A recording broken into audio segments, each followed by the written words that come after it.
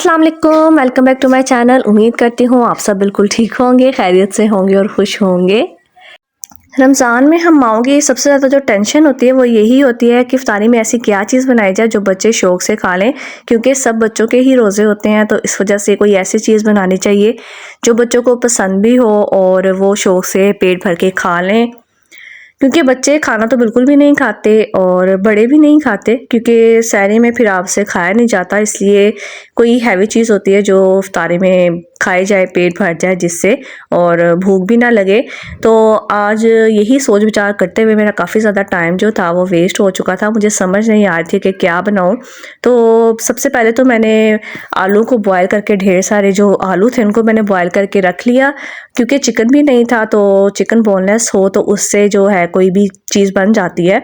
तो आज घर में बोनलेस चिकन नहीं था, तो फिर मैंने सोचा आज जो भी बनानी है वेजिटेबल से ही बनानी है।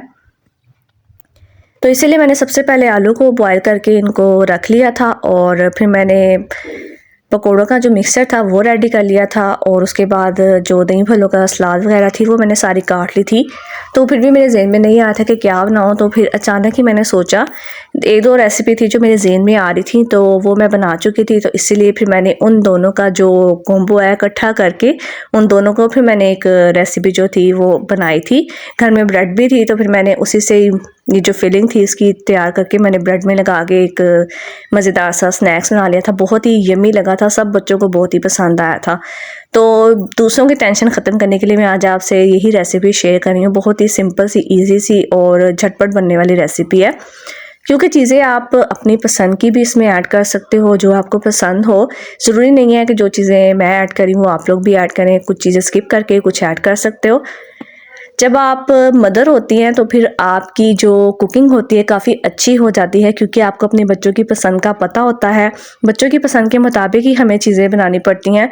तो इसीलिए काफ़ी सारी जो कुकिंग है हम मदर्स खुद भी कोई आइडिया वगैरह लगा के उसको डिफरेंट चीज़ें बना सकते हैं। एक दो रेसिपी को हम डिफरेंट कर सकते हैं। सबसे पहले तो मैंने आलू को मैश कर लिया था। फिर इसमें मैंने नमक, लाल मिर्च और दादर मिर्च, आमचूर पाउडर और थोड़ा सा चाट मसाला ऐड किया था। फिर इसमें हरी मिर्च, धनिया और गाजर, बंद गोभी, ये चीज़ें भी ऐड की थी। और साथ में मैंने मायोनीज़ ऐड की थी थोड़ी सी इसको क्रीमी फॉर्म देने के लिए। उसके बाद इसमें चाटर चीज़ ऐड कर दी थी और अच्छे से मिक्स कर दिया था। वैसे अगर सब्ज़ियाँ वगैरह अगर आप स्किप करना चाहो तो वो भी कर सकते हो, क्योंकि ज़रूरी नहीं है कि जो चीज़ें मैं डाल रही हूँ आप वो डालें। जो चीज़ें नहीं पसंद है आप उससे स्किप कर दो, या उसमें अगर आपको कुछ पसंद है तो वो भी ऐड कर सकते हो। गाजर, बंद गोभी, ये चीज़ें मैं तकरीबन हर चीज़ में ही ऐड कर लेती हूँ, हर चीज़ में डाल लेती हूँ, क्योंकि बच्चे जो हैं वो कच्ची सब्ज़ियाँ वगैरह नहीं खाते जिसका ज़्यादा असर होता है। तो इसीलिए मेरी कोशिश होती है हर चीज़ में मैं कच्ची सब्ज़ियों को लाज़मी शामिल करूं। और काफ़ी चीज़ें होती हैं जिसमें नहीं भी होती, लेकिन मैं अपनी जो रमज़ान की स्नैक्स होते हैं उनमें लाज़मी जो गाजर, बंद गोभी, शिमला मिर्च, ये चीज़ें लाज़मी ऐड करती हूँ। क्योंकि बच्चों ने वैसे तो खाना नहीं होता, इसी के तरीके से वो खा लेते हैं और उनको फ़ायदा भी होता है। तली हुई चीज़ों का तो वैसे ज़्यादा नुकसान ही होता है, लेकिन इस बहाने बच्चे जो हैं वेजिटेबल खा लेते हैं। तो इसीलिए मैं इनको इसी चीज़ों में ना सब्ज़ियाँ वगैरह ये सब चीज़ें डाल के दे देती हूँ। चीज़ भी मेरे बच्चे बिल्कुल नहीं खाते, तो ये स्नैक्स के अंदर जब डल जाती है तो फिर वो इजीली खा लेते हैं।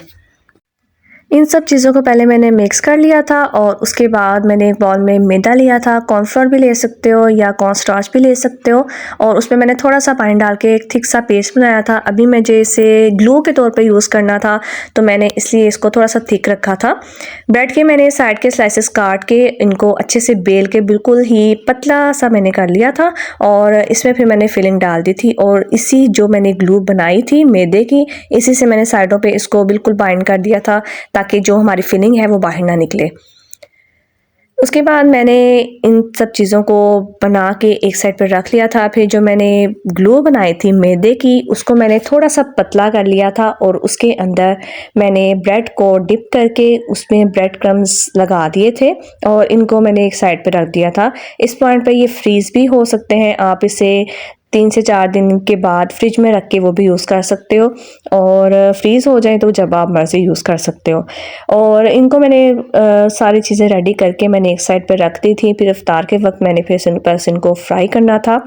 दही भल्लों के जो सारा मैंने बना के रखी हुई थी चीज़ें, साथ साथ फिर मैंने उनको भी बनाना स्टार्ट कर लिया था, वो मैंने बना के रख लिए थे, क्योंकि इफ्तारी के टाइम फिर इतना टाइम नहीं होता, सब चीज़ें पहले से रेडी हों तो फिर ये होता है कि आप फटाफट बस डाल के रख लो। इसीलिए मेरी कोशिश होती है कि आधी से ज़्यादा चीज़ें जो हैं वो पहले रेडी करके रख लूँ। तो ये सब चीज़ों को मैंने पहले रेडी करके रख लिया था, फिर उनको मैंने एंड टाइम पे सिर्फ फ्राई किया था, और साथ पकोड़े थे उनको मैंने फ्राई किया था।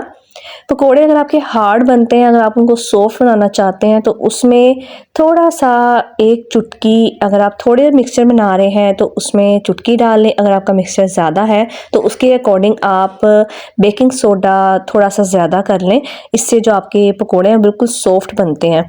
तो मैं लाज़मी बेकिंग सोडा ऐड करती हूँ। पकोड़े जो हैं काफ़ी सॉफ्ट और फ्लफ़ी से बनते हैं ना, उसमें लगता है जैसे ना बहुत फ़ोमी फ़ोमी सा होता है, बहुत मज़े के बनते हैं।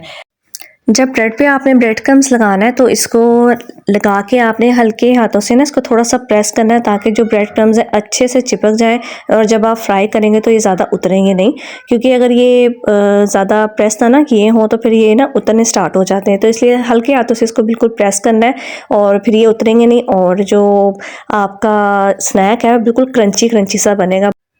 पहले तो वैसे असर की नमाज़ पढ़ के काफ़ी टाइम होता था कि ना रिलैक्स होके आप काम कर सको। अब तो असर की नमाज़ पढ़ने के बाद सिर्फ आपके पास मुश्किल 1 घंटा ही होता है, तो इसीलिए उसमें जो काम होता है जल्दी जल्दी करना होता है।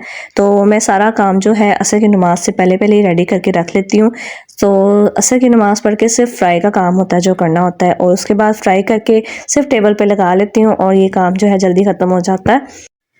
ये रेसिपी बहुत ही आसान है और जल्दी बनने वाली है। आपके घर में ही सारी चीज़ें होती हैं तो उसी से ही बन जाएगी, कोई बाज़ार से लाने वाली चीज़ नहीं है। अगर आपके पास चेडर चीज़, मोज़रेला चीज़ कोई भी है वो ऐड कर लें, अगर नहीं है तो आप बेशक इसको स्किप भी कर दें और मायोनीज़ ऐड कर लें। तो इसको आप लाज़मी ट्राई करें। वीडियो को लाइक, शेयर, चैनल को सब्सक्राइब ज़रूर करें। मैं आपसे फिर मिलूँगी ऐसी छोटी सी रेसिपी के साथ, नए व्लॉग के साथ। तब तक के लिए अल्लाह हाफ़िज़।